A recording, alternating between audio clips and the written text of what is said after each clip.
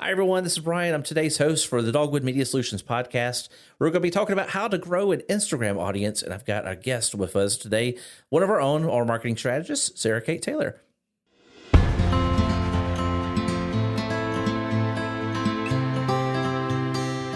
Hi, and welcome to today's issue of the Dogwood Media Solutions podcast. I'm your host, Brian Harris, and today for our guest, we have Sara Kate Taylor. Hello. Thanks for joining us, Sara Kate. And it's Sara Kate.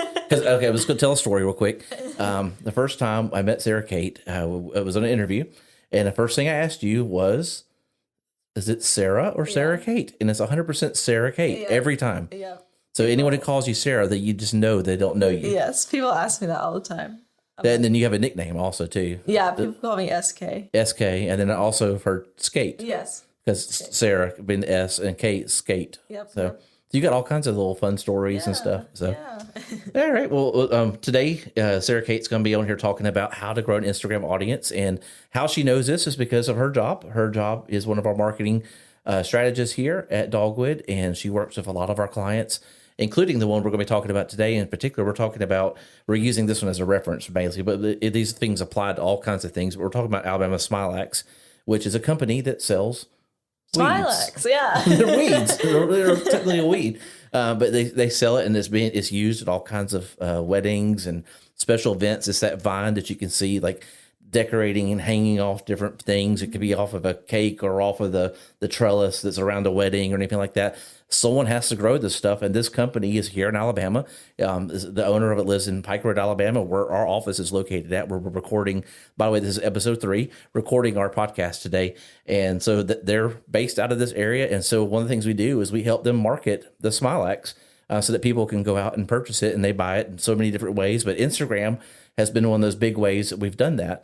And so is there anything else about your position that you do that kind of goes beyond this that you want to tell anyone about, or?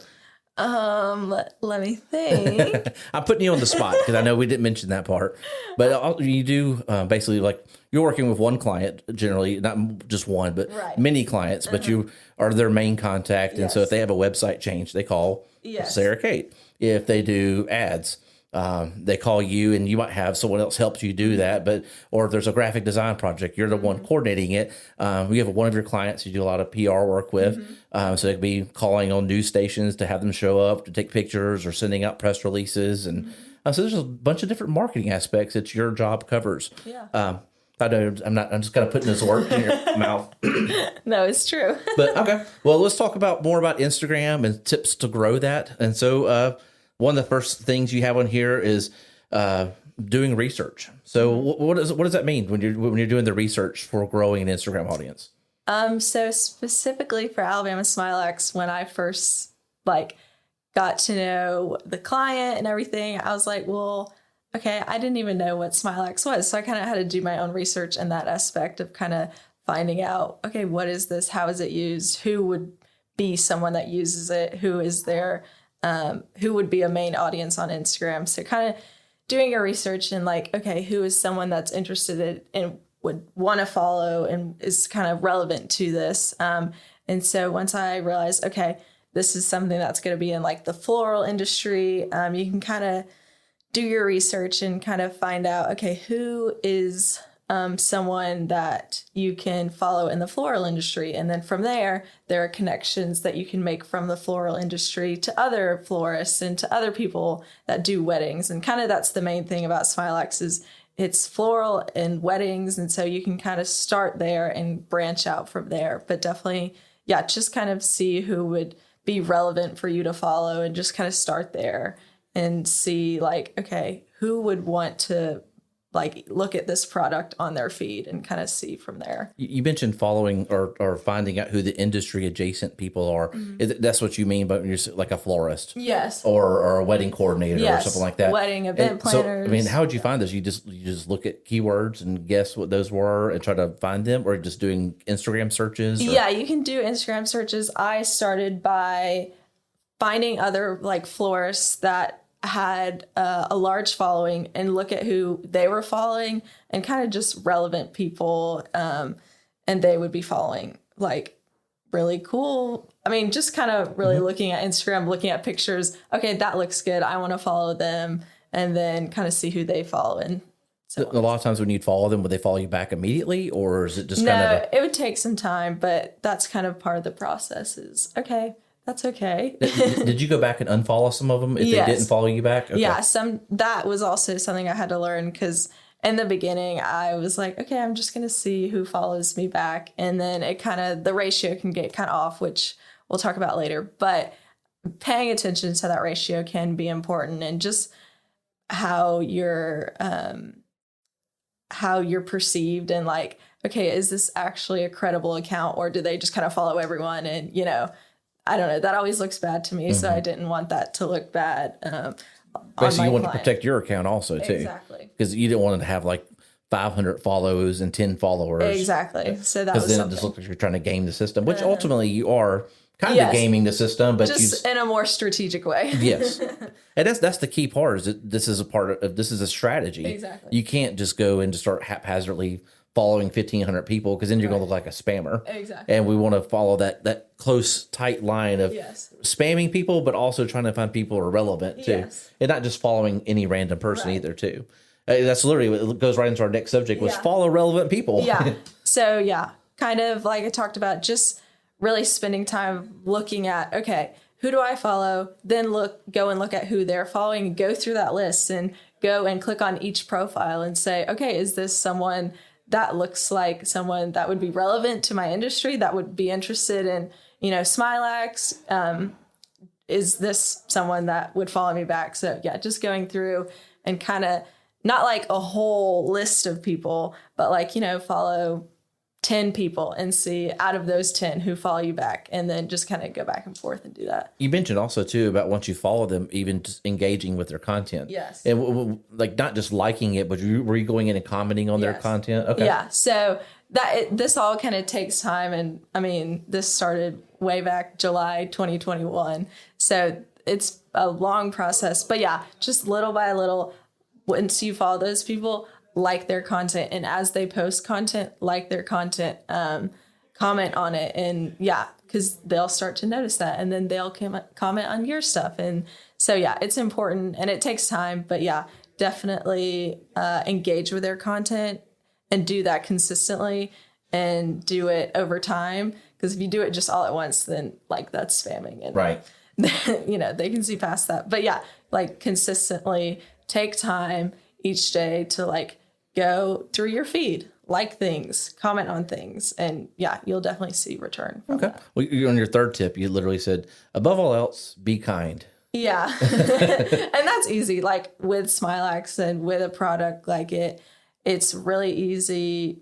Most everyone I've interacted with on Instagram in this kind of floral and wedding industry is super, super nice. And if you comment on theirs, they'll comment on yours. And it's pretty easy, especially as time goes on. But the main thing is just to be nice. And, if you see something pretty, tell them that, wow, that's really pretty, tell them. And they'll. How much time are you spending on this one right now? Or say at the beginning? I know it's probably more busy at the beginning. Yes, but in the beginning, definitely every single day I would go in, and still even now, every single day I go in, and I'm not gonna like every single thing on, but like if I genuinely like it, and if I think, it's relevant, then I'll like it. But definitely in the beginning, a couple hours a week. Okay. Yeah. Do you know how many Instagram followers it's built up to? Because it was at 0 when you first started. Yeah, it's at over 700 now. So I was saying, because we wrote this article, which, by the way, you can find all of our articles at dogwoodmediasolutions.com. You click on blog at the top of the page, you'll see this article and a bunch of other ones that we've written with relevant information about different things we do at Dogwood. But this article is there. It's under the same title as today's podcast, How to Grow an Instagram Audience. But that was one of the things. This account started at 0. Mm-hmm. And are you pulling it up right now to see? Or it's around 707. 707. So 707 people in about a year's time, with a very niche audience. Yes. And it's been the people that are following are in that industry, and it's helping to amplify that content. It's resulted in sales for our client, because I know we had a meeting with this client very recently, and we were looking at sales numbers from 2 years ago versus this past year and the year before that. And he saw a tremendous increase. I don't want to go in specifics about the dollar amount, but it was he was very happy. Yes. And which was always our goal when working with a client. We got a happy client because he's making more money, which will never guarantee that. That's one thing I want to make sure we understand, that we don't go in and go, we guarantee X amount of results. Yes. We go in and apply the same principles, the same technology that we have for this client. We apply it to other clients, and always looking for how does this result going to work. But it takes work. I mean, Definitely. going in every day, that's not something every person has time to go and do that. Yes. But when it's your job that you come in and you go, well, I need to go check out Instagram. Yep. And that's part of the investment of getting someone like Dogwood to take that on for you. Yeah. So any other tips you have for the Instagram folks, or they're trying to grow that audience? Yeah, I was going to say, now it's gotten to the point where it really grows on its own. I'll go in, like I said, each day and like things, and like now I'm very like specific about who I follow, and I can be a little more choosy. But now it's gotten to the point where it grows on its own, and I just kind of watch it, and it's really cool to get to that point after, being so intentional about who I follow and who I comment and stuff. So it's been cool to watch it grow on its own. And now even people will like tag us, and it's like people that I know and I like recognize usernames. And so that's been cool. And that's all just part of like being in that community and just kind of interacting with content, and they'll come back and interact with us, and they'll be like, look what I made with Alabama Smilex. And so that's cool. Because that's when you get into the UGC, the user generated content. Have you been able to reshare some of those things? That's awesome. Yep. So, a lot of the content that's now posted is a lot of user generated. Just because people are used to it, they're seeing the handle, they're going in and going, that's amazing. I mean, that's literally a year and a half in, a product that had zero social media presence has, I want to say, almost doubled in sales and getting user generated content. Yeah. And I mean, we're not talking about major ad spend that they've done on this. I mean, it's a good amount of ad spend, but it's been an appropriate amount for what they've definitely gotten a good return on that amount of money they've spent. For sure. So that's really cool to see all that. Yeah. Well, any other thing else you want to add in about Instagram?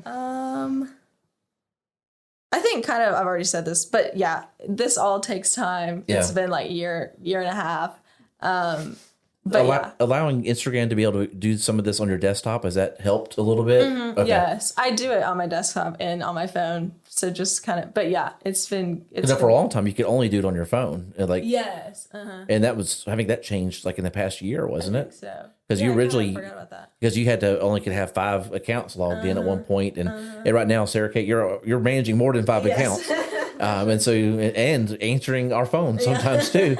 But that's been a recent addition. I kind of could go more in depth with that. At Dogwood, we have multiple people who answer our phone, but Sara Kate ends up being, most of the time, you're the first person that grabs it, which is great because you've gotten really good at it and being able to talk to people and answer their questions. And sometimes if you don't know the answer, just be able to say, I don't know the answer to that, but I can find the person who does. And that's all we've ever asked for. So you ever call Dogwood, you might talk to Sara Kate. It's probably going to be me. You probably got, I'd say a 75 to 80% chance that it's probably going to be you, or you're at lunch. And so if you're not answering, that's why.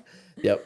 Well, all right. Well, thanks for joining me here today, Sara Kate, and talking to us about Instagram. It's always a fun subject to talk about. It's something that people find very interesting because it's something they use on a daily basis, and being able to convert that from being a personal platform to being something your business can use and grow and find new ways to make money for your business. It's really or not. If you're not a business that's making money, it could be just amplifying your platform to get your message out there. If you're a church or a nonprofit, those are definitely ways that it can be used. I mean, we've had several nonprofits that have used Instagram and been able to find success with that also too.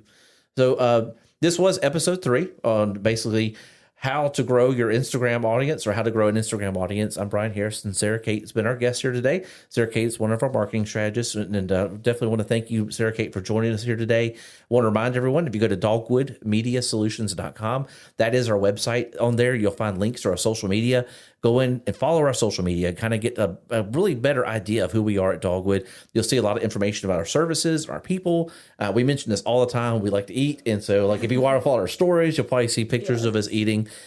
We haven't done that very much lately. Ever since we got in the new office, we've been kind of so busy with moving in and starting a podcast, doing different things like that we haven't had the same amount of time. We did have a cool party. Like we've had a couple of those this past year. We've put posts on that. So anyway, if you want to kind of get to know the inside, the link of what it's like here at Dogwood, the social media is a great way to do that.